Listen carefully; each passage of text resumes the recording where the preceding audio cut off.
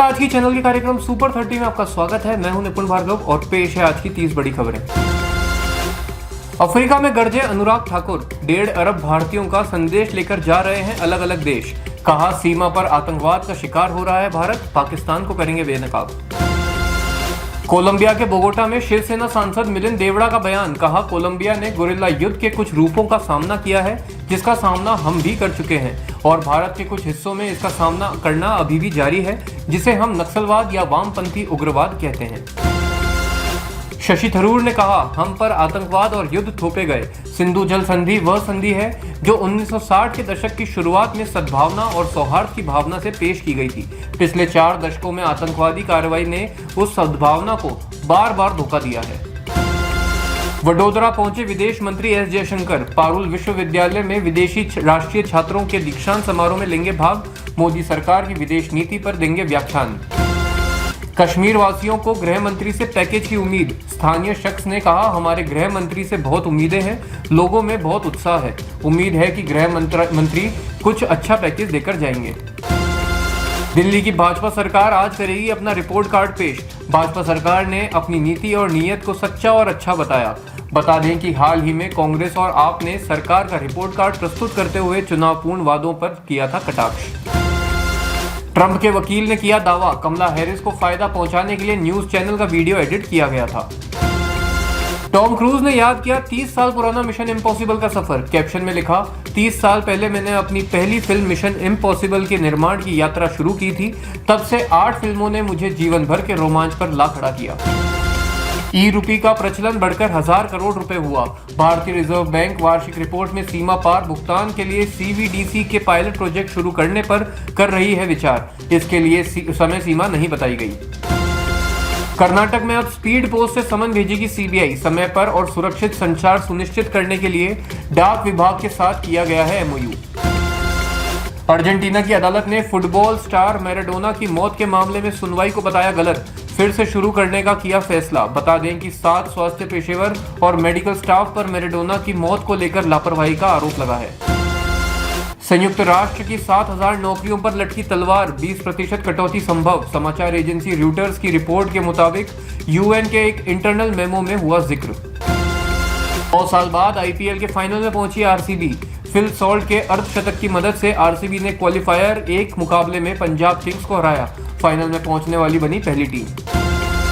रायपुर में बीएससी के छात्र का दोस्तों ने किया अपहरण। क्रूरता के साथ मारपीट कर बाएं हाथ की उंगलियां काटी। आरोपी को पहले पेड़ से बांधा, उसके बाद पूरी तरह पिटाई की।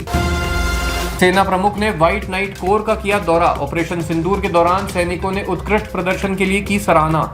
सीमा पर तैनात जवानों की अभियानगत तैयारियों का लिया जायजा। लखनऊ में सुबह सुबह गोलियों की तड़तड़ाहट। मुठभेड़ में पुलिस के हत्थे चढ़ा बदमाश। आरोपी फरहान पैर में गोली लगने से हुआ घायल, पुलिस ने किया गिरफ्तार। दिल्ली के डावरी इलाके में 13 साल की बच्ची की घर में मिली लाश। पुलिस को शक, बच्ची की गला दबाकर ली गई जान। पुलिस ने मामला दर्ज कर जांच की शुरू। फोरेंसिक टीम पहुंची घटनास्थल पर। 3 से 5 जून तक ब्राजील दौरे पर रहेंगे लोकसभा अध्यक्ष ओम बिरला। ब्रिक्स फोरम में करेंगे भारतीय प्रतिनिधिमंडल का नेतृत्व।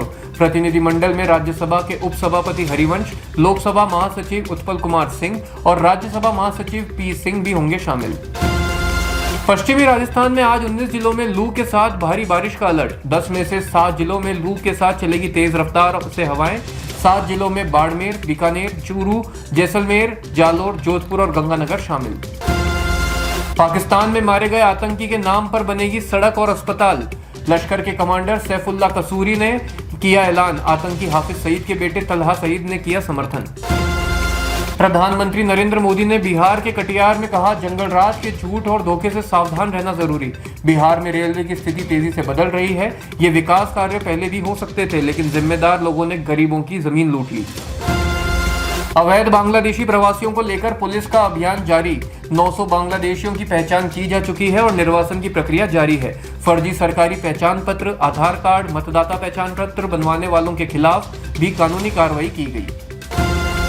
अंकिता भंडारी मौत के मामले में 3 दोषियों को उम्र कैद। कोर्ट ने अनैतिक व्यापार निवारण अधिनियम के तहत ठहराया दोषी। तीनों आरोपियों को धारा 302, 201 और 120 के तहत सुनाई सजा। डेनमार्क ने भारत की स्थिति को समझा। कोपेनहेगन में भाजपा सांसद रविशंकर प्रसाद ने कहा, डेनमार्क में मुलाकात अच्छी रही। सबसे पहले एकजुटता व्यक्त करने वाला देश डेनमार्क ही रहा। पठानकोट में पकड़ा गया पाकिस्तानी घुसपैठिया, सीमा से सटे बमियाल सेक्टर में घूमते वक्त हुआ गिरफ्तार। पीएसएफ ने बीती रात पकड़े घुसपैठियों से भी की पूछताछ। बलिया में गंगा घाट पर नहाते समय डूबने से 3 लड़कों की हुई मौत। तीनों छात्र ट्यूशन पढ़ने के लिए अपने घरों से साइकिल पर निकले थे। रास्ते में गंगा घाट पर स्नान करने रुके और गहरे पानी में चले गए और मौत हो गई। जम्मू कश्मीर पुलिस की आतंकवाद विरोधी शाखा ने कश्मीर में कई स्थानों पर की छापेमारी। संदिग्धों को एन्क्रिप्टेड मैसेजिंग एप्लीकेशन का इस्तेमाल करते हुए पाया गया। इसका इस्तेमाल आतंकवादी सीमा पर मौजूद उनके आका करते हैं। पीएम मोदी को जान से मारने की धमकी देने वाला शख्स हुआ गिरफ्तार। आरोपी समीर रंजन को भागलपुर से पकड़ा। साथ में मंटू चौधरी को भी किया गिरफ्तार। मंटू चौधरी के फोन से ही दी थी धमकी। पीएम मोदी 13 मई को करेंगे मध्य प्रदेश का दौरा। अहिल्याबाई होलकर की 300वीं जयंती के अवसर पर आयोजित कार्यक्रम में करेंगे शिरकत। अहिल्याबाई को समर्पित एक स्मारक डाक टिकट एवं एक विशेष सिक्का भी करेंगे जारी।